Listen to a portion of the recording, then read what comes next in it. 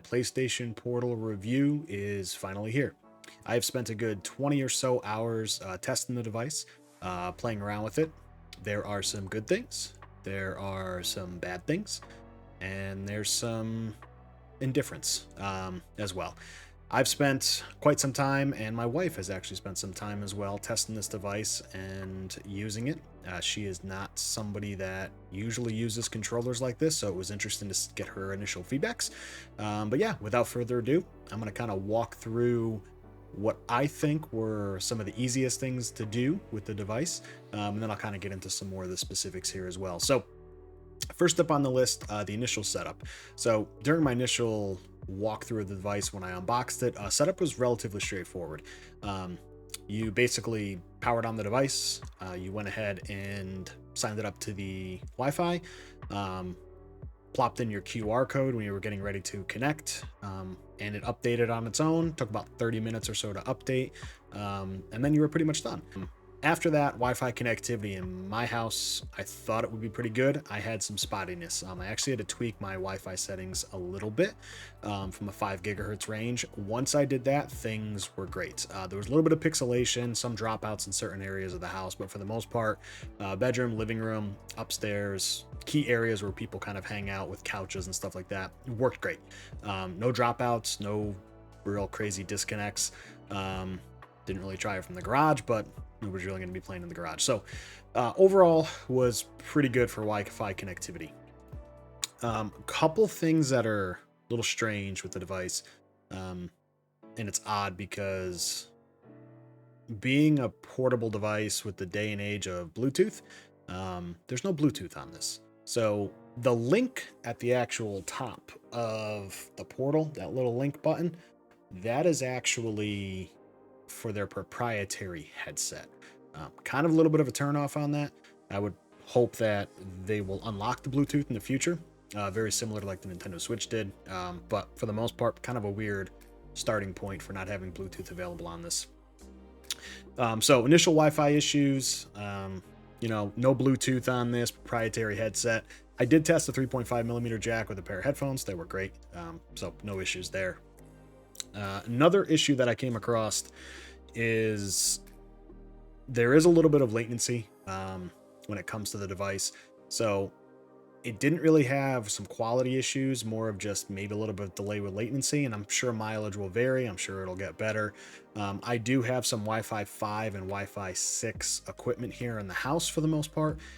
So I'm hoping it's probably just a mix of that as I was changing between access points, because I do have a mesh network. So I think that's part of the issue. But overall, pretty good so far, right? Multiple console connectivity. So I do have multiple PlayStations in the house, and this was actually a breeze to do. You're able to quickly switch between those devices as long as you're logged in. No problems there. There is a caveat to multiple devices with multiple accounts. You do not have the ability to switch accounts for the device, which is a little strange. So what we did is my wife and I were trying to get her set up to play a game on PlayStation. She's got her own PlayStation account. You cannot swap that account within the portal itself. You actually have to unregister the portal with whoever's logged into it and then re-register with their account information and log that back in.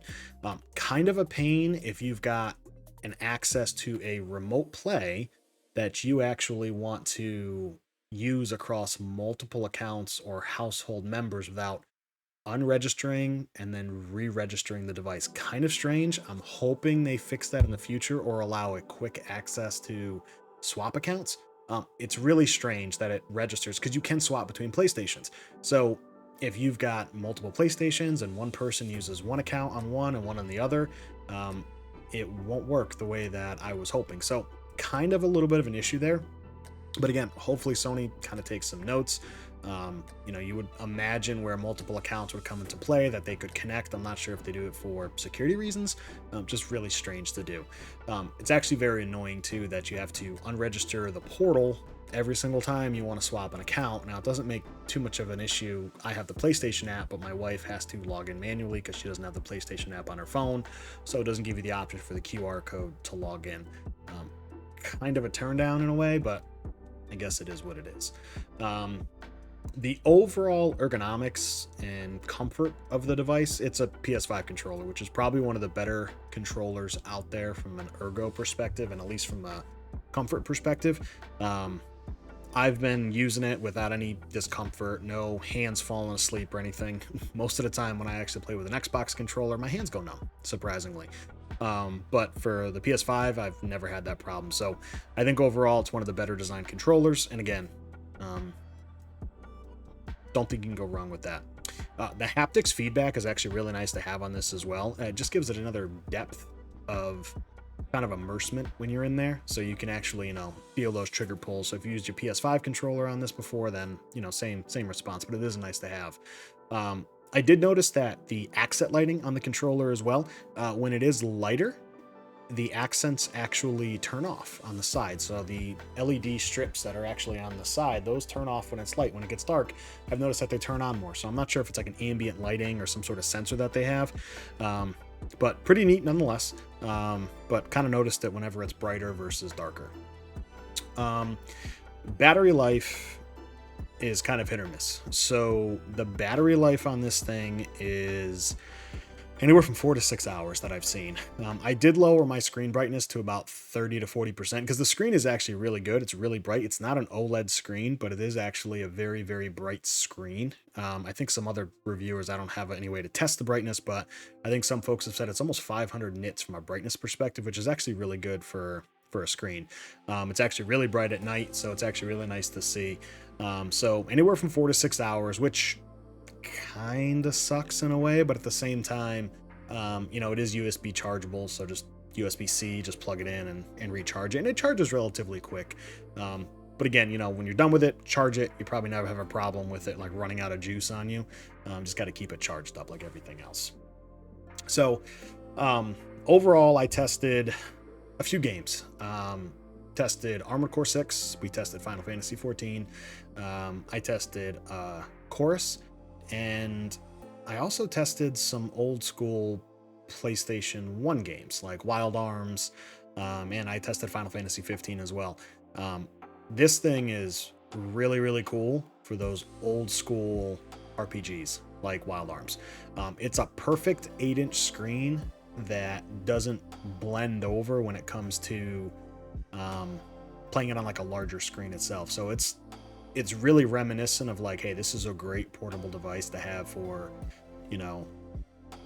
those older low poly type games that are out there. It fits really perfectly. So, really hope that they kind of lean on that a little bit.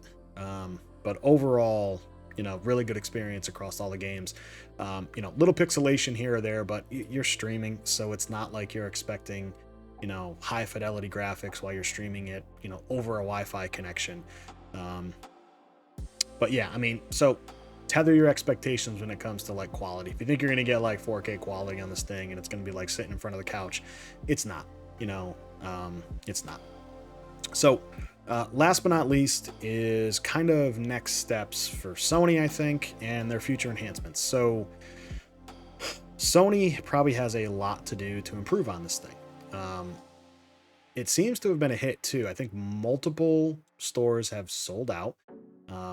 They're really, within like 2 days, I think, of this thing being released, they've sold out. It's actually pretty difficult to find right now. I'm not sure if stock is an issue in any stores as of now, but when I was reading some articles, it looks like within the first 2 days, it was sold out. So it seemed pretty popular, or they just didn't make a bunch of them. Not sure. But I really hope that they keep this product kind of in their life cycle, especially when it comes to future PlayStation. Streaming products and streaming games, just like everything else we do with TV shows and movies, is really going to be the future for a lot of folks.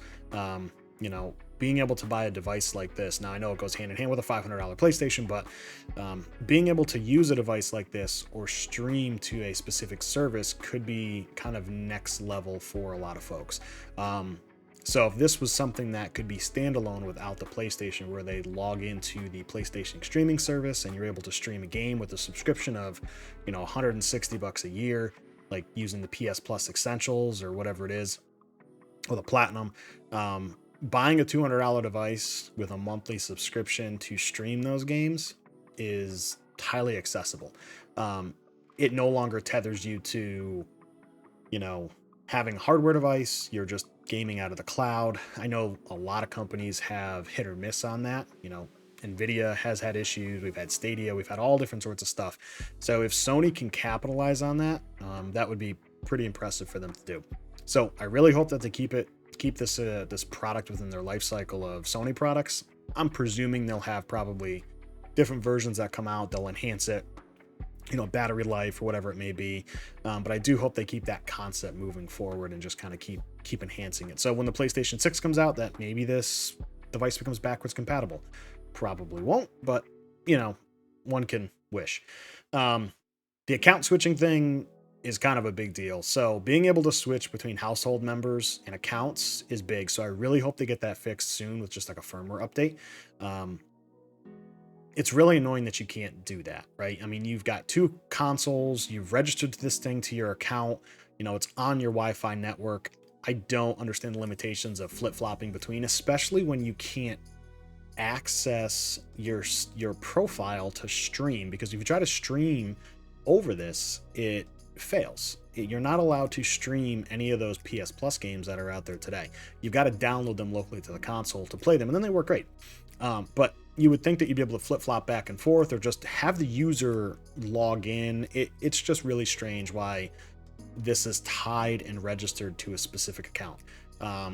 So hopefully that's something that they fix. It seems like it's probably just a limitation as they kind of enhance the software, but it should be able to, hopefully, in the future, just allow for easy account switching. Other than that, Bluetooth, having them add Bluetooth functionality would be big. I think it's doable. I'm pretty sure the sock that's in here does allow for Bluetooth. I don't think there's a single chip out there, very limited these days, that doesn't allow for Bluetooth. So it sounds like they've locked it behind Sony's kind of proprietary link, because their headphones are Bluetooth, right? Those new headphones that they're offering, they're Bluetooth. So it's just kind of strange that they wouldn't do that. Other than that, the unit is really good, and I think it's priced considerably well. So there's a ton of controversy around the price, which, if you think about it, it's not that far off. So their PlayStation DualSense Pro controller that they offer is $199.99. It's the same price as this, and it's a controller. This gives you full connectivity to your entire system, and with an 8-inch screen that actually is a really good screen. And the sound out of the top firing speakers up top is actually really good. It actually sounds really good too. So it's a little strange that, a lot of people are dying on that hill of, oh, I'm going to spend $199 when I can just buy a backbone or some other controller to plug in to your iPhone that's a 6.7-inch screen, or Android 6-inch screen, whatever it may be. When a controller is like $200, and there's some other controllers out there that are even more than that, like some of those scuff controllers and custom controllers that just connect with Bluetooth or 2.4 gigahertz Wi-Fi or whatever their connections are, and it's kind of tough, right? So utilization wise, I mean, this thing is really good. It fits my needs for if my wife is watching something on TV and I want to fire up the console. One, the CEC doesn't kick in, so it doesn't power on any devices or cut the feed over, which is really nice. So when you power it up with the portal, the console powers up on its own, the TV stays on whatever you're watching, and you're able to log right in. So I think it's really useful to be able to, switch between those devices, or I can be on the couch while she's watching some show, bedroom, or wherever. I haven't tested this on the go yet, mobily. I will be over the Christmas break. I'm going to be taking it across the country and kind of testing it over 5G and other Wi-Fi networks and see how it performs. As far as I know, it doesn't require a lot of bandwidth to access. So I'm hoping it won't be too crazy, but I'm definitely going to try it from my PlayStation in the office because it is hardwired versus the the one in our living room, but I will test both to see, hey, is one better than the other? But yeah, so I think that's gonna do it for this video here. I think overall it's a pretty good product. If I had to rate it, because everybody wants their ratings, I would say it's a good 7.5 out of 10. Just with those little improvements. I mean, I haven't really found anything that's show stopping. I haven't played anything that's like, well, this sucks and makes me want to put it down, to where, the games that I'm playing are just unplayable, to where it's just not going to work. Haven't encountered that. So I'm sure other people have. And again, mileage may vary based on your home network connectivity, your internet connectivity, any type of interferences in the house. Like if you're running the microwave and your router's next to the microwave, and all of a sudden it drops out of Wi-Fi signals. Like, I can't help with certain things like that. But for the most part, I have seen some positive impact from a few reviewers. So check those other reviewers out as well. I think they've probably all had relatively similar feedback. Some people have probably bashed this thing pretty hard just based on the price point, and they don't see the use when, hey, I can use my mobile phone and plug in this controller. Well, you got a $1,300 mobile phone and then a $100 controller. This thing's still only $200. So, just food for thought. Anyway, that'll do it for this video. Again, remember to like and subscribe if you like the content, and we'll catch you on the next one. Thanks all.